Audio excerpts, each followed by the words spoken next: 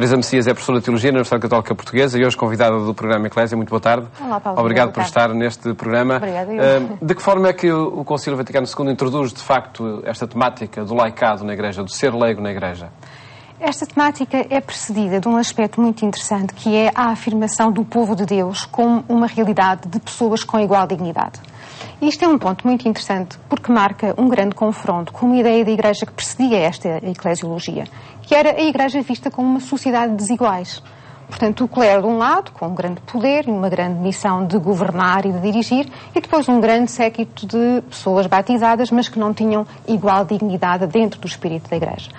A revolução eclesiológica do Vaticano II vai mudar isto. Todos com igual dignidade, dignidade como membros, como participantes de Cristo. É Cristo quem dá a dignidade. Não é o cargo, não é a vocação, nem sequer o sacramento.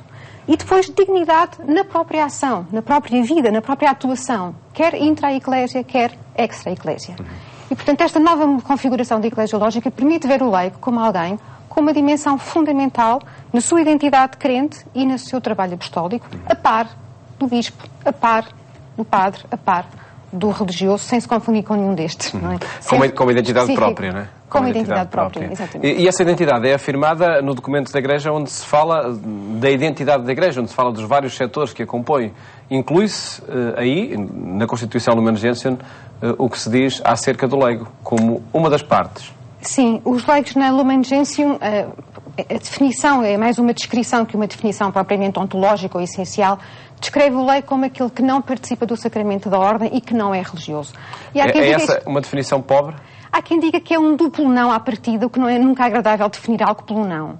Mas depois a seguir vem uma dimensão positiva, que é aquele que, sendo batizado e participando do sacerdócio de Cristo, então é também por causa disso capaz de cooperar na vida da Igreja. Estamos no número 32 e 34, e por isso ele realiza uma participação na vida e no mundo sacerdotal de Cristo. E isto é pela positiva. Então, o leigo aparece agora como aquele que, por mandato de Cristo e em vinculação íntima com Cristo, tem uma dignidade no seu exercício da fé e no seu exercício da manifestação do testemunho crente, que é igual em dignidade e em valor para a própria vida da Igreja. Igual ao bispo, igual ao padre e igual ao religioso. Não lhe é retirado nada do seu valor enquanto crente. Não está menorizado. A definição está pouco trabalhada e há quem diga que ela pode ser e deve ser mais aprimorada, que pode e deve ser desenvolvida. E foi retomada posteriormente, sim, em documentos posteriores. Portanto, aliás, a própria eclesiologia do Vaticano II foi retomada e foi densificada nos anos seguintes.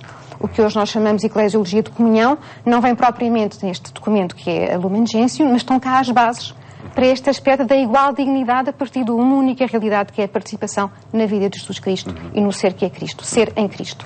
Isso é que dá dignidade. E aí que se afirma a unidade na diversidade, ou seja, a realização da experiência crente de cada um, independentemente do serviço que é chamado a desempenhar. Exatamente, porque este serviço tem a ver com uma dignidade que é carismática. É um serviço que tem a ver com as graças que o Espírito Santo dá, e cada um tem uma missão própria. E, portanto, a ideia que antigamente se fazia antes do Vaticano II, que talvez houvesse um estado de perfeição, que era um estado de mais perfeição, que era a vida religiosa.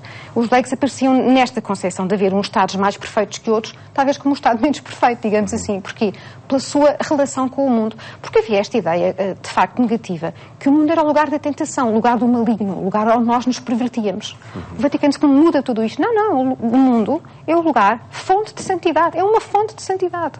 O mundo é o lugar onde Deus está para transformar tudo para o reino de Cristo. O mundo é o lugar onde nós nos encontramos com a graça de Deus. Não é o lugar da tentação, não é o lugar do demónio e não é o lugar da perversidade, por definição. Mas é o lugar da transformação de tudo em Cristo. Não quer dizer que não haja tentações, não é? Mas não há lugares maus no Vaticano II. Nenhum lugar é mau à face da terra. Cria-se, ou acontece aí também uma reconciliação com tudo aquilo que existe? Com tudo aquilo que é a pessoa, é a nossa relação a Cristo, é a nossa relação com o mistério pascal de Cristo, é na medida em que nós nos incorporamos ao mistério pascal de Cristo, que levamos esta capacidade entre nós para, estejamos onde estivermos, seja qual for a nossa vocação, e no estado laical ela é de serviço nas realidades do mundo, históricas, sociais, culturais, aí está a acontecer a santidade. Seja em que sítio for, seja numa discoteca, deixe-me ser um bocadinho mais ousada, seja no mundo do desporto, seja no mundo da moda. Um cristão que está no mundo da moda está no seu local de santidade. não tem que se menorizar, não tem que achar que o convento é que é melhor, não tem que achar que estar nas capelas todos os dias é que é melhor. Esse é o seu lugar de transmissão de Cristo. E aí tem que estar Cristo. Essa é uma proposta do Concílio Vaticano II que acredito tenha constituído de alguma forma, uma revolução em relação àquilo que era a ideia pré-conciliar. Ao longo destes 50 anos, de que forma é que foi acontecendo a recepção dessa proposta do Concílio? Ao longo de vários documentos e de muito trabalho da teologia também, mas eu estou a lembrar, para citar o Christe Fidelis Laici, que é um documento que revela esta dignidade dos livres e fiéis em Cristo como cristãos incorporados sacramentalmente em Jesus Cristo pelos seus batismos, mas depois livres e fiéis para, nas realidades do mundo secular, terem uma dupla tarefa. Dupla porquê? Porque também a Igreja não quer só os leigos a trabalhar no mundo para transformar o mundo. O que significa, e não é pouco, uma dignidade profissional e uma competência profissional de excelência, uma competência ética e moral desenvolvida, um cuidado às realidades políticas e sociais. Não é só aqui, embora isto seja muito importante. Também desenvolve muito a dimensão do próprio serviço à Igreja. Os leigos também têm um papel relevante na própria estrutura da Igreja, nas suas decisões, nos seus elementos de sinodalidade, de decisão interna. E vão tendo possibilidade de concretizar esse papel? Nos cargos. Se eu estou aqui hoje, devo ao Vaticano II. Porque foi o Vaticano II que abriu, e os documentos posteriores, a possibilidade dos leigos estudarem teologia. Antigamente os leigos... E de ensinar a teologia também agora, não é? E de ensinar a teologia. Portanto, eu própria sou um fruto, digamos assim, do Vaticano II nesta minha presença aqui. Mas a Igreja trabalhou, sobretudo, em dinâmicas de procurar uma introdução dos leigos par a par, ou ombro a ombro, em termos de corresponsabilidade, de prática do sensus fidelium, isto é, de os ver como autores do próprio discernimento da Igreja, que ajudam a Igreja a encontrar a verdade.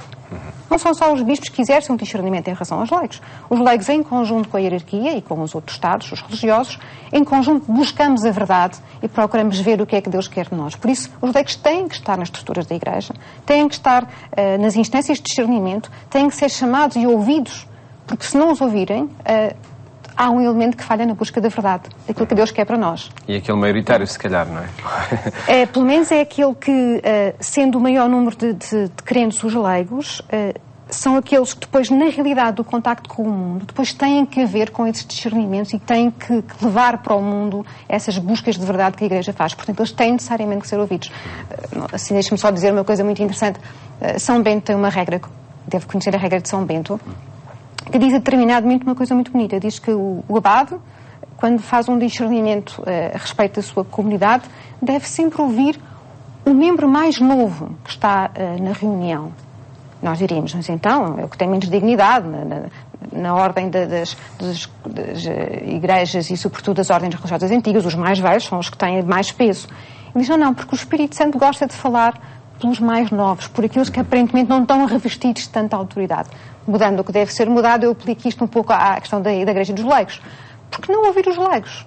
Porque são os membros aparentemente com menos responsabilidade? Não. Eles têm idêntica responsabilidade na ação da Igreja. Isto é que o Vaticano mudou. Eles são igualmente corresponsáveis da missão da Igreja. Não são menos, não são menores.